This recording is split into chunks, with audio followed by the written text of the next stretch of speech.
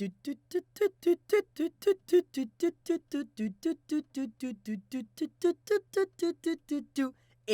Dead Shut time. You know it, Rex. This is the long-awaited third episode of the Nobody Virus from Dreigonix's fanfiction from Makai. Oh my god. I thought between all of the real-world stuff going on and just me being so preoccupied with other stuff that we would never get to this.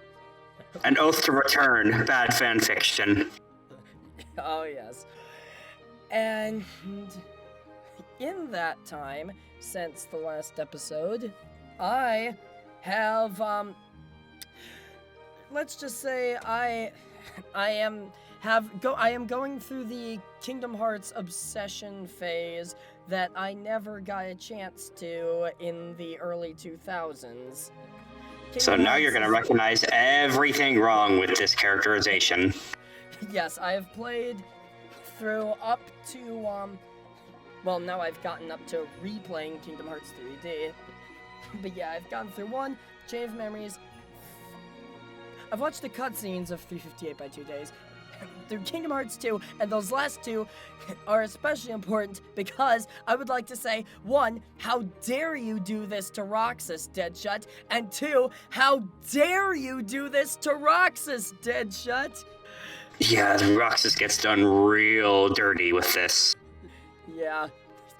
So. Alright, let's launch right into it and not keep the audience waiting then. We've kept them waiting for months, let's not keep them waiting longer. You said it, Rex. Alright, I'll start. Okay. Go ahead. So, we're starting with Chapter 3, The Assignment. Author's note. Hi, from the both of us. I wrote this chapter, and I'm publishing it on behalf of Deadshot telling me to. We're writing this together, by the by. We love all readers. Smiley face. Enjoy. Okay, I believe you. Yeah.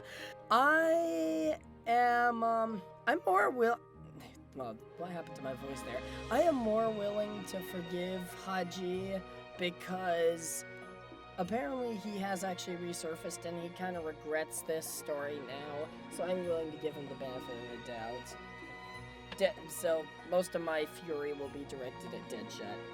There's a reason we said it's Deadshot time and it's not the other guy's time. Regardless, Mostly because it's Haji Kurozaki 19 time does not roll off the tongue. No, it does not. I'll start with the actual story, if that's alright. Alright, go ahead.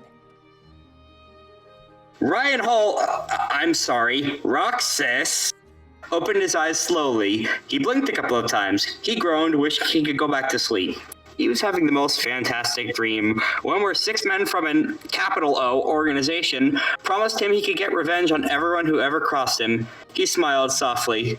Just a dream. He sat up and stretched. He kicked the blankets off and slid to the side of the bed. He scratched his head lightly, not wanting to go to the kitchen and find his mother and father ignoring him for the millionth time. No, that's just you entitled teenager. No one understands me. He stood and exited his room. He was oblivious to the huge mirror that was across from his bed. He ignored his black robes and black boots. He ignored the white walls and beautiful nuances in the architecture. He ignored the fact that he was a total dipshit with no memory longer than 5 seconds. He only stopped when he ignored the do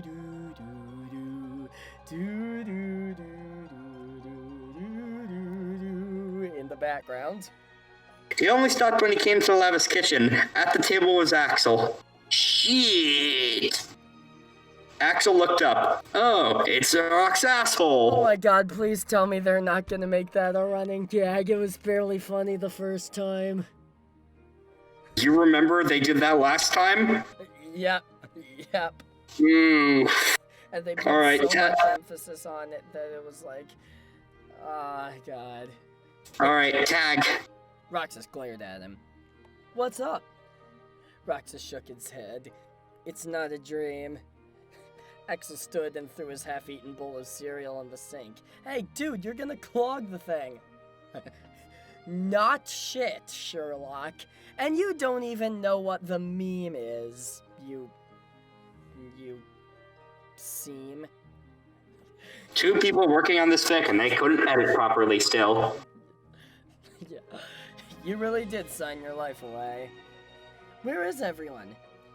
Axel thought for a moment. Sykes went to a meeting with Boss Man. Zexion's compiling a file for you. Demix is preparing for his tour, and fuck everyone else. Oh, yeah, fuck everyone else. Fuck everyone else. Well, Roxas often does. Yeah, he fucks Axel. No, he doesn't. They're probably... The age gap's too big. Yeah. Yeah, if not for that, I would probably ship Axel/Roxas/Zion in the same way that I ship Sora/Riku/Carrie, because holy crap, they are so freaking cute together. Now's not the time. If we haven't put one already, we should have a major content warning. Yes. Yes, this fic is full of violence, gore, misogyny, homophobia, and all that lovely stuff. It really... We'll find more isms later. Yes. It gets worse! Indeed. Just when you thought it was safe to go back into Fandom Hearts. I'll tag, if that's alright. Okay, Roxas getting nervously, there you go. Roxas grinned nervously at Axel's blatancy. He was a little intimidated, but not overly so. He looked down at his pajamas and pulled them a little, stripping nude in front of the whole kitchen. So, what do I do? Axel opened the fridge and drank some orange juice from the carton, not noticing that it was expired. He died 48 hours later. Whatever you want till you're called. I only know if they need me, Roxas asked quietly. What if I'm out? Oh, that reminds me, Axel said, digging into his pocket. This is yours. He tossed a slim cell phone at Roxas, who caught it. Thanks. Axel grunted and sat back at the table. Roxas wanted to say something, but he couldn't think of anything.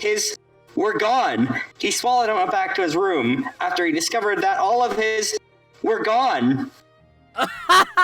I only just realized what you were doing. Thank you. Listen, we're so starved with canon, I need to bring in some callbacks. Yes. Tag. Okay. When he passed Larxine's room, the door slid open. Good morning, Larxine said. She wasn't naked this time. She was wearing her robes, which hugged her tightly. Roxas... Getting a bit too familiar with those robes, aren't you? Mm-hmm. Yep. Roxas blushed. Ooh, blush you. Good morning. Zexy wants to see you. She motioned for him to come in.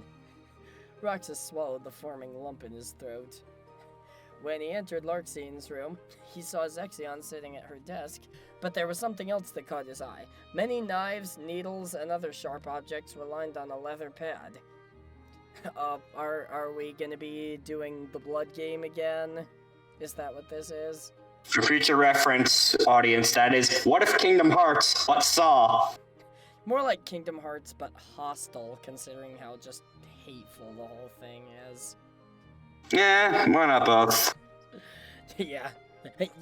I mean, Saw actually has a decent mystery element, at least the first one. Just go with Zero Escape instead, it's more philosophical. Keep going. He was tempted to pick one up, but he thought better of it. Yes? Zexion closed the manila envelope. He sighed and scratched his arm. Roxas noticed that it was covered in small pockmarks. He's been trying to kill himself to escape this fanfic, but forgot that nobodies don't bleed. Zexion stood up and handed him the file. Take this to Sykes, he said casually. I don't know where he is, Roxas whispered. Call him then, Zexion said. And though he was sure he didn't mean it, Roxas thought he was insulting him, at which, you would deserve it, Roxas. No, Alright. This version of Roxas, at least. The real Roxas deserves everything. Deserves Tag? the world. Yes. Tag. Sorry if it sounds a bit insistent, audience. We have to stick on a schedule, so one of us doesn't read the whole thing and self-destruct from how bad it is. Yep. How do I... For the love of God. Christ, this panel, fell off of the ceiling, I just realized. Cut that out. Alright. Yeah. Call him, for the love of God. Calm down, Zexy, Larxene said playfully. He's new. He's not supposed to know everything. It's not like we're supposed to inform new recruits about what the hell is going on down here. Don't make me punish you. Zexian smirked. Step on me. Zexian smirked. Please, do. Roxas backed out of Larxene's room quickly as she reached for a needle with lightning speed and stabbed it into Zexian's arm. He tensed and closed his eyes. This acupuncture session had started quicker than he'd expected. He turned around and bumped into a tall figure. Hi, Roxas stammered. The figure had its hood up. I'm new here. The figure swooped upon him and covered his mouth. Scream and I'll kill you. Then it laughed. Then it offered him all the various illicit watches it had for sale. The voice sounded eccentric. Roxas instantly panicked. He struggled against the figure's grip. If only I could make some kind of corridor of darkness to escape with. Tag. Marluxia! Of course it's Marluxia. Marluxia who's doing that. Because apparently Marluxia and various forms of rape go hand in hand for some godforsaken reason. Roxas turned. Sykes was stalking down the hallway. He looked livid. There was unmistakable anger in his tone and his eyes. He was a totally different person. The figure let him go. Roxas stumbled away and dropped his file. Paperwork, Chan, no! The papers strides towards him, picks him up by the collar. What did I say about selling your illicit watches here? The papers flew everywhere, and Roxas scrambled to pick them up. Axel was there instantly. His fists were balled, and he grabbed the figure Marluxia by his collar. He ripped his hood down, revealing a wavy mess of bright pink hair. Marluxia smiled, showing his teeth awkwardly. Go ahead! No, that's not Marluxia's voice. Go ahead, he giggled. He giggled? Do it! I dare you! Axel reached back to punch him, but Sykes stopped him. Marluxia, you and I need to talk. We need to have to talk about where little nobodies come from. When a very strong-willed person loses their heart... Marluxia smiled arrogantly and slid past Axel, dripping with swagger. Swag! Nice try. I'll fuck you up! Marluxia grinned at Axel's threat. Give it your best shot, Guido. I'll wait. Guido? That's when another ism comes in. Racism. I was like, what? He giggled again. Marluxia, Sykes called. Now! Tag. Roxas instantly didn't like Marluxia. He shuddered at the way he walked, and his voice reminded him of a killer. He sounded like a murderous heathen? Against what religion? Oh, my friends, put that thesaurus away. Take it slow. He briefly forgot that he had to give Syax his file, but upon remembering, he dashed down the hallway. Syax! Syax turned around. He took the folder from him without a word. Beep boop, insert action here, .character.mp4. Riveting action! Marluxia looked at him again. I look forward to working with you, Roxas. The way he said Roxas made him dislike his new title. He should have gone with something way more original. Roxas grimaced and turned away as bravely as he could. He hoped that Marluxia took it as a snub, because he honestly scared the shit out of him. Wow, riveting eco-terrorists, everyone. How very bold. And not at all like high school cliques. When he passed Axel, Axel put his arm around his shoulder. Didn't you hit him a few lines ago? Don't worry, he said lazily. They say he doesn't bite. I have to disagree, though. Why is Sykes always a cannibal? This really is the blood game all over again, isn't it? Yeah, any minute now, Axel's gonna tear off Vexen's stomach and sew it to his face again, and they're gonna chop up Sora and serve him as a stew. Yep, Sora got off easy. Don't read that thick, guys. It's real bad. It's so much. It's worse than Snake Saw Sora. It's worse than Koosh Ball. Alright. Continue. Tag. It's so bad that I'm actually considering making a shitty gore grind song about it. Just for kicks. Okay, where were we? Roxas muttered a short agreement. That's right. Okay. Roxas muttered a short agreement. Axel left him to his room. He stood in the doorway thinking. His black robe hung on the hook, same as it had been the night before. He picked it up and played with it. It wasn't too heavy, but he could feel the amount of pocket space as he felt the fabric. I'm home. Those words felt so real to him. His parent no longer mattered. School, work, friends, they didn't matter. Nothing really matters. Motherfucker, you've been here for like 8 hours. You haven't done shit. To me. He had a real family, and they all appreciated his contribution to the world. He sighed and placed his robe on the hook. He looked around his room a little more carefully. He noticed there was a frame on the other side. He walked up to it, reading the text carefully. Ryan Roxas Hall. Member number 13, author of The Chaos Theory, a study of anarchy and the butterfly effect. Role in organization, Chaos Theorist. Yeah, kind of a downgrade from The Key of Destiny, isn't it? It's almost like these people are just watering down everything about the original game source material that makes it cool and replacing it with Edge. Yep. Yeah. Alright, Roxas smiled. A soft knock at his door alerted him. Come in! He said, a little louder than he meant to. Larxene cracked the door open. You're wanted, she said. Shower and go to the den. It's important. We have some kind of terrorist activity to do, but for now we'll just act like sulky family members. Roxas nodded, showered, and dressed. He felt a new kind of confidence rise in as he slipped the black robe on. The leather was soft, and it hung on his body a little loosely. He looked at himself in his mirror. He styled his hair and left, even though he's always in a state of perpetual bedhead. In the den, Zigbar was sitting on the couch, talking to Demix, who was wistfully playing his guitar even though he was supposed to be off on tour according to earlier in this same damn chapter. Neither one looked up when Roxas entered. So, I'm needed? Roxas said after clearing his throat. Sayek stood up. He looked different, like he'd been in a fight, though there was no physical damage done. He just looked ruffled. He was frowning. The change in his demeanor was evident. Roxas was sure that it was Marluxia's fault, or maybe he just stepped on a Lego, who really knows. Okay. Tag.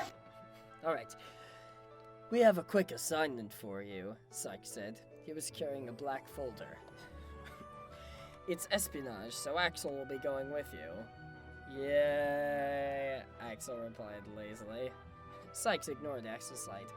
We're in the process of preparing a presentation for the Senate. The Senate? The Senate.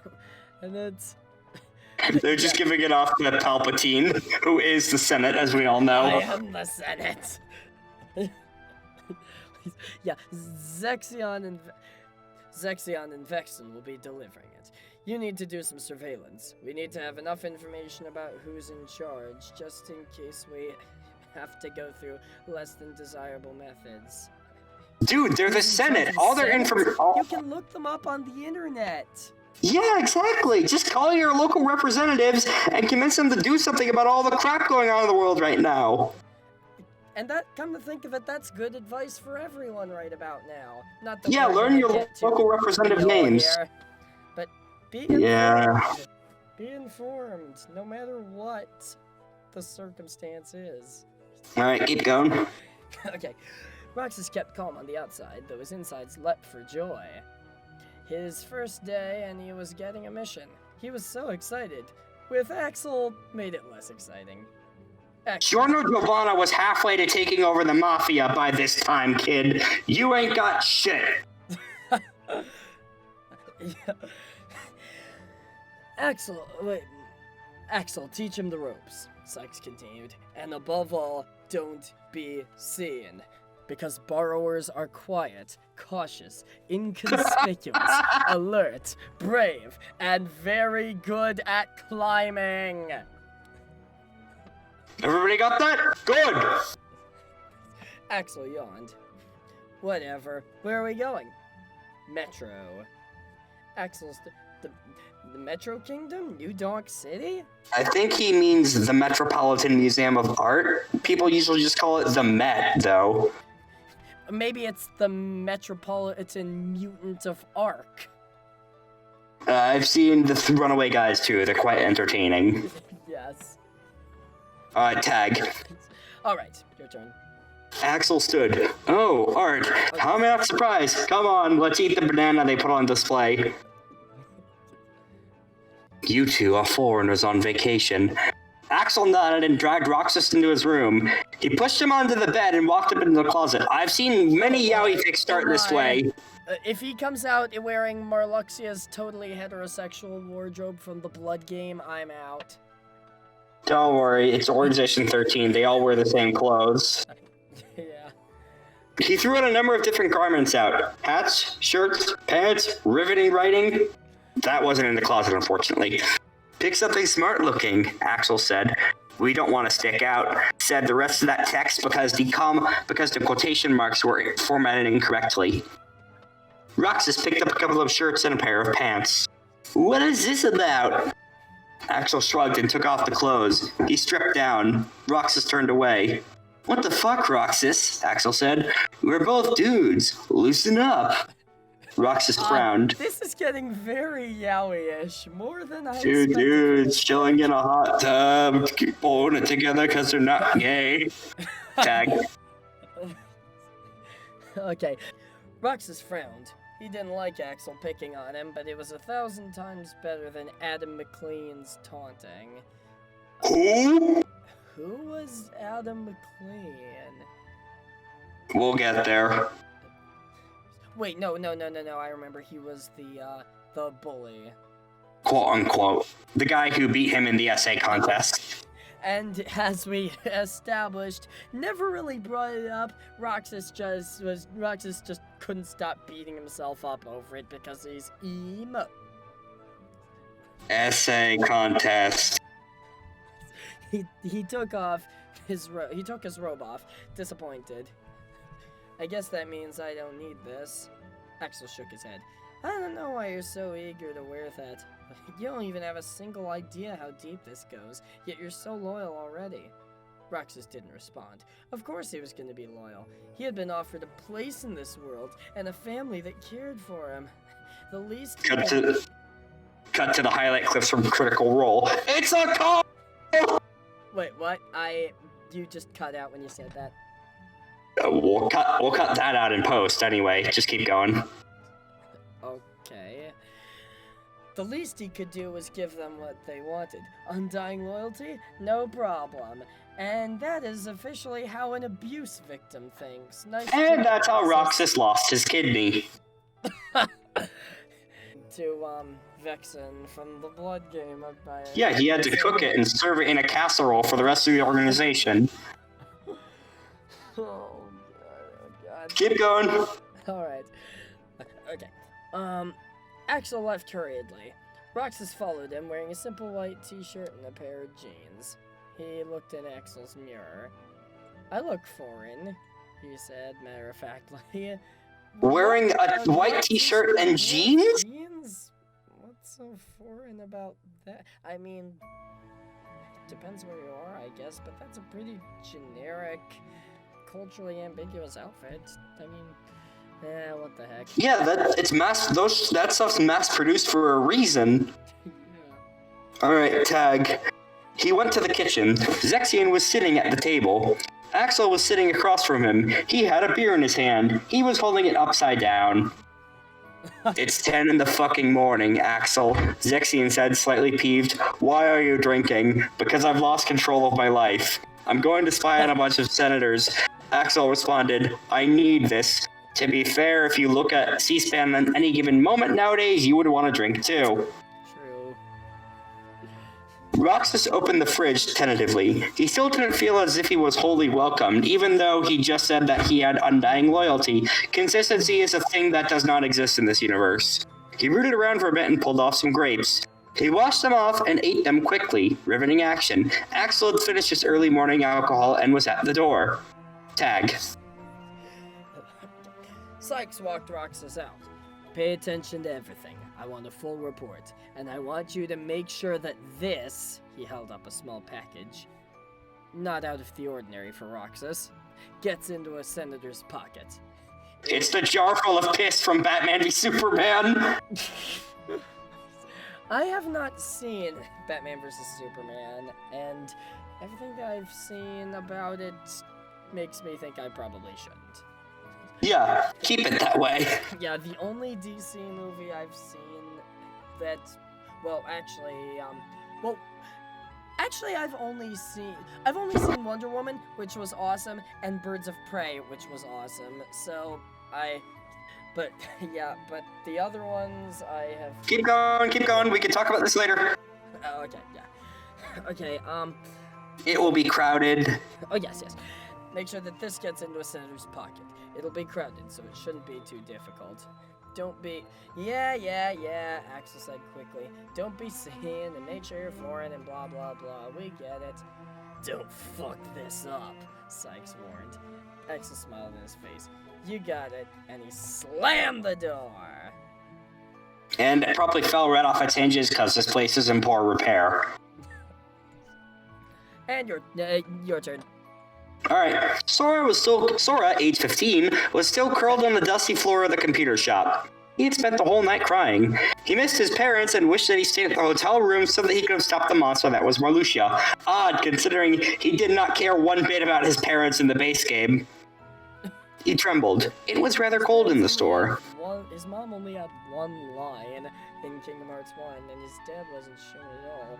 I mean, we only know he exists thanks to a throwaway line from Riku in BBS. Yeah, basically, before actually playing through, I went through my entire knowledge of Kingdom Hearts thinking that Sora and Riku Carrie just lived on their own on that one island.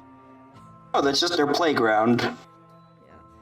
Alright, anyway, he missed his parents and wished he had... Oh, I got that bit. It was rather cold in the store and he couldn't pull himself together. He was beginning to resent New York. He sighed softly. He heard Riku stir. He lifted his head up and looked around. The windows were covered in newspaper, but still, little shafts of sunlight broke through. He stood up and stretched. He was sore from sleeping on such an uncomfortable surface. He yawned, and a croak escaped from him, remnants of his never-ending tears. All memories are lost in time, like tears in rain. We did that already. Riku sat up. So, now it begins, I guess. Sora nodded absently. I just want my parents back. Well, it's gonna take time, Riku said. My parents back. We need to first get a little information about what happened exactly, even though we really should know already. It was kind of clear. Tag. Riku stood and nudged Carrie with his foot. She woke and yawned. Where are we off to? Breakfast, he said. Improbably epic breakfast! Sora, you're gonna have to pick up on a whole new set of skills if you're gonna survive. I don't expect you to get it right the first time, but you fuck up and you're good as dead. Flipping pancakes is serious business, bucko. Yeah. Sora nodded. Riku made him nervous. Stop scaring him, Carrie whispered. Riku ignored her. First pick something out as a weapon. Nobody uses this shop, so feel free to break stuff. I would be singing a certain Limp Bizkit song if, one, I knew the lyrics, and two, I hated myself. Tag? Yeah, your turn. Okay, Sora swallowed the dryness in his throat. He looked around the computer parts. I don't know, motherboards can make pretty decent weapons. Shame we have a parts shortage going on, what with the whole global pandemic. Yeah. There was loud crashing from outside. Riku rushed to the back door, moving his hair that really doesn't get in the way of his head out of the way and pressing his ear to the glass. He heard immobile spikes. How would that happen? His eyes couldn't lie. He heard yelling and lots of cursing. That meant there was danger. Or that it was just New York, given that the whole city needs its mouth washed out with soap. Yeah. Hurry, he missed. Or that some kid was playing Call of Duty next door. Yep. Hurry, he hissed. Sora frantically looked for something. Then he remembered the, quote, keyblade, unquote. He looked at the counter and the velvet pillow was empty. He thought Riku had taken it, but was relieved to see it was on the floor. He has his own, after all. He picked it up. He looked it over once. There was a button that he had missed when he looked at it last time. He pushed it and dropped the keyblade. He sucked on his thumb and winced. He looked at it and was shocked to see a pinpoint-sized puncture. It wasn't bleeding, but that wasn't what hurt. A burning sensation ran up his arm. He shook his arm wildly to rid himself of the uncomfortable feeling. It subsided, but he didn't have enough time to think about the Golden Jabbar test. Yeah, and I must ask, why was this thing in a computer parts store? I hate to break it to you, I don't think that's ever answered. Oh dear. I guess they're just one of those really irresponsible computer stores that somehow gain access to Yeah, they just sell plot devices. technology that, like, potentially dangerous technology and just leaves it out. Alright, tag. Okay. Riku had pulled him out into the back alleyway. Prepare to fight. The wheel of fate is turning. Rebel one, let's rock! Sora held up the Keyblade. It was short, not much of a weapon, but he figured with a name like Keyblade, it was bound to do something spectacular. He had played the actual Kingdom Hearts series before. Yeah, those things cut through basically anything. He pushed the button again, expecting the burning sensation to flare up. When he did... No, that's just when you pee. I thought Axel was Fire Crotch. Ugh. When it didn't, he braced himself for the hardest fight of his life. Young Xehanort. No, it's clearly insert name of bonus boss I won't spoil in 3 here. Oh dear. His first one. Oh, so it's the training fight against Riku on the islands in Kingdom Hearts 1. I swear, how is anyone supposed to beat that? Riku has fairly easy tells. Though the Super Beard Bros did manage to, it took them like 2 whole episodes of continuous trying. That sounds nightmarish. Keep going. Okay, there were only 2 others in the alley. They were huge, both of them. They were beaten from the constant battle for territory on the streets of New York. Territory war, that's an old Flash game. Alright, the next segment's gonna be long and important. I'd like to do this next bit just for bits. Okay, gotcha. Alright, the 2 thugs looked at each other and laughed. No, you missed a line. Oh, yeah, sorry. Riku scoffed, remaining tough. You sure started early. What? Don't you have some whores to diddle? The 2 thugs looked at each other and laughed. You're in the wrong area, suburb! With the wrong Riku smiled. Fuck you too. The 2 thugs chuckled. They glared at Riku. Their guffawing echoed off the brick walls. Riku softened and laughed too. Oh no, Trish! Don't do friendly fire! He pushed Sora. Guys, this is Sora. Sora trembled. He thought that he was in actual danger, but Riku was only messing with him. He flushed the toilet, embarrassed that he had taken the situation so seriously. Riku tackled the 2 thugs and slapped them. They stopped after a minute.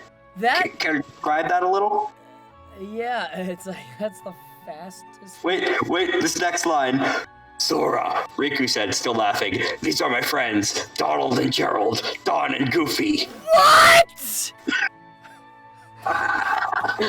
What?!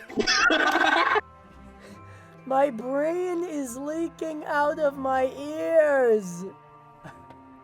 You like our human sodas, Sora? Oh, yuck! Oh man. Alright. Sora kept his guard up. Foot approached him. Well, at least he stays on his toes, Don said. It's like radio. He had a thick accent that made it hard to understand him. Tag out. Try and imitate their voices as best you can. Oh my god. Oh god, my voice is already shot and now I have to do the Donald. Okay. No, I took care of Donald. You just gotta do Goofy. Okay. I can do a pretty good Goofy.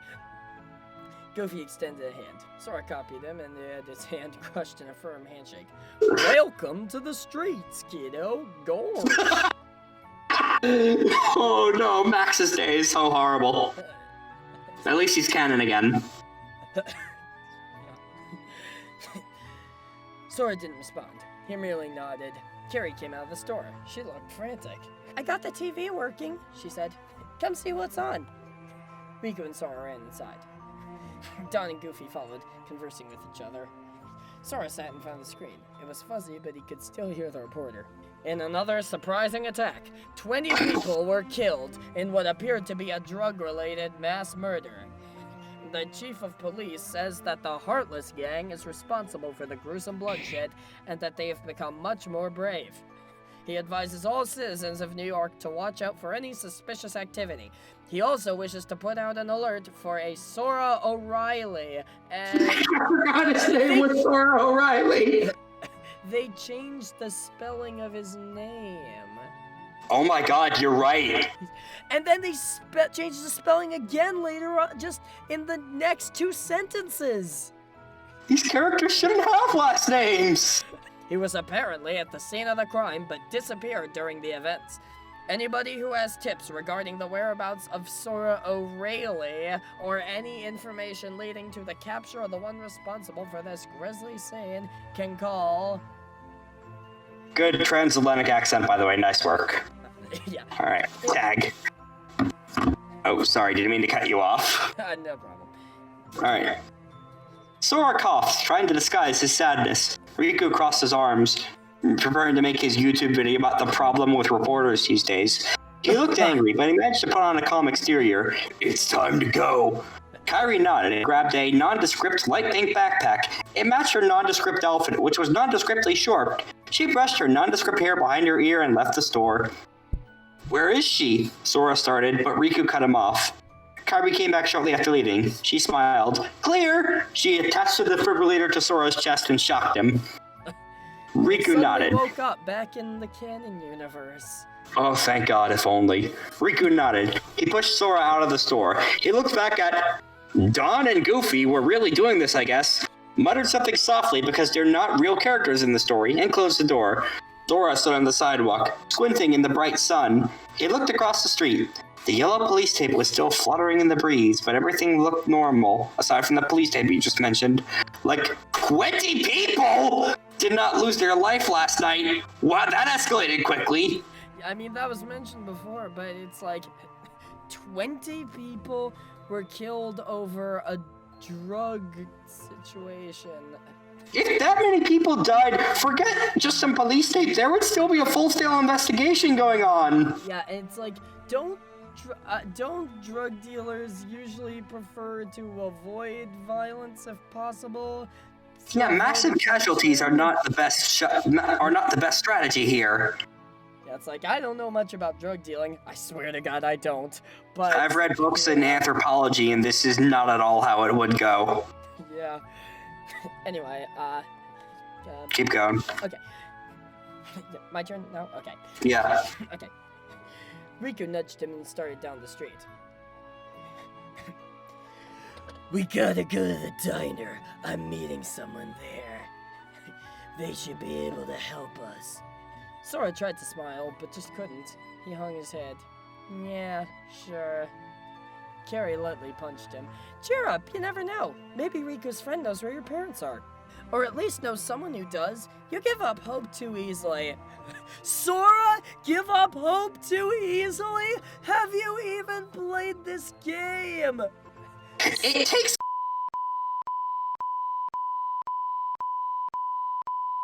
for him to give up any hope at all. What did you... Was that Kingdom Hearts 3 spoilers? Oh shit.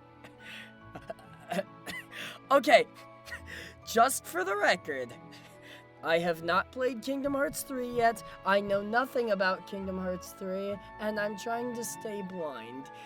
I forgot about that. I'm very sorry. I don't begrudge you. Just...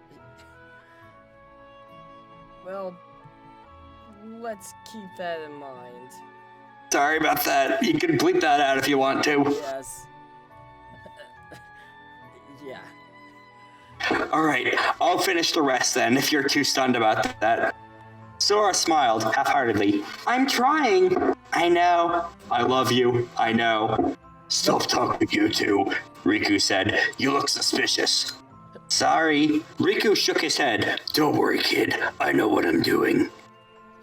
So yeah, what happened this chapter? I have no clue. Just Absolutely nothing, which is what you are about to become. Absolutely nothing. And with that, I think that's a session.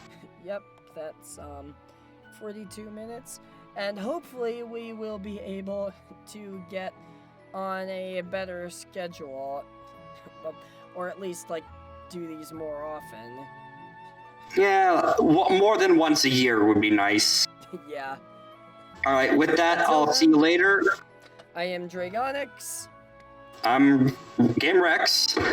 We have a channel, Action Economy, by the way, but we'll show that in the we'll show that in description probably. Yeah, we will. And I will see you guys next time. Take care.